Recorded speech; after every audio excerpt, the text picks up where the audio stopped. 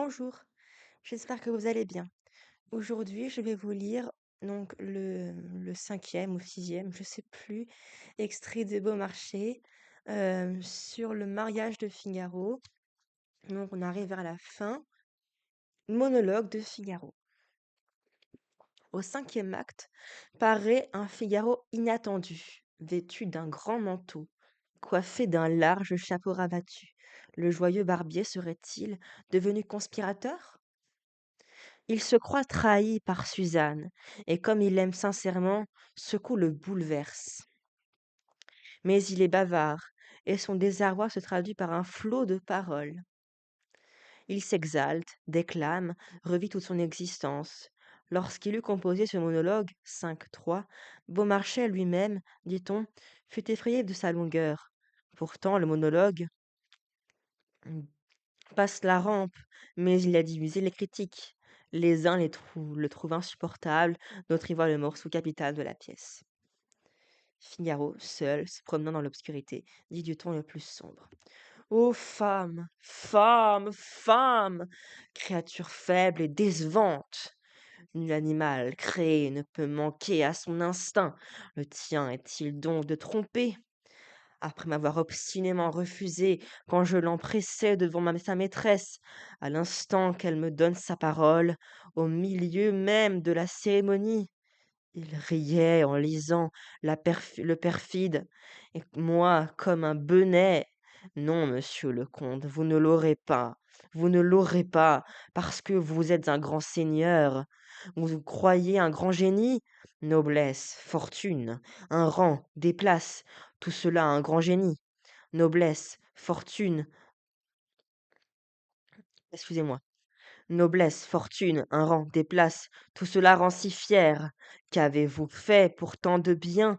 Vous vous êtes donné la peine de naître, et rien de plus, du reste, homme assez ordinaire, tandis que moi, morbleu, perdu dans la foule obscure, il m'a fallu déployer plus de science et de calcul pour subsister seulement, qu'on en a mis depuis 100 ans à gouverner tous les Espagnes. Et vous voulez jouer, oui, vous voulez jouter. On vient, c'est elle, ce n'est personne.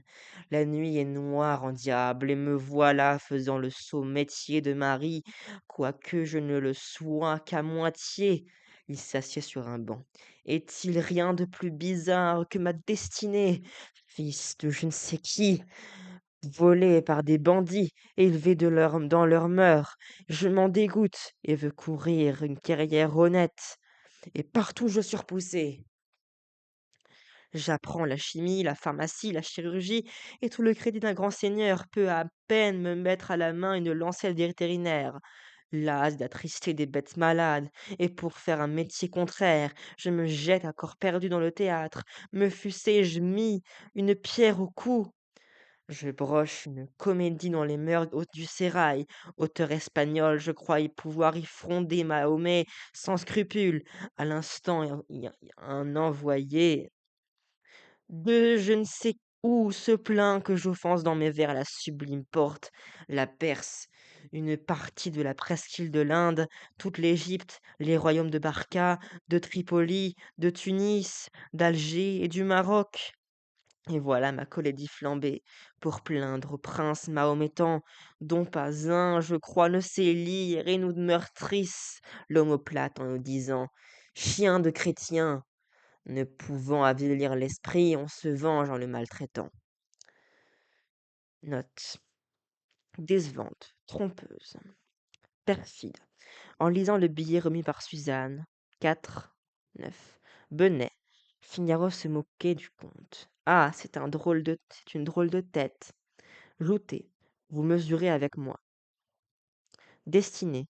Comment s'explique ce retour sur soi? Je m'en dégoûte, comme Gil Blas.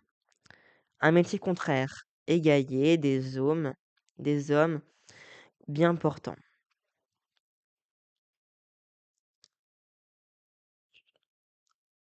Me fussé-je mis, j'aurais mieux fait de me mettre, tour vieilli.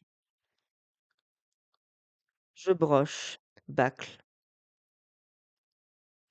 Barca, cyrénaïque, flambé, perdu, familier. et je vous lirai la suite dans 4 jours. Merci à regarder. Au revoir.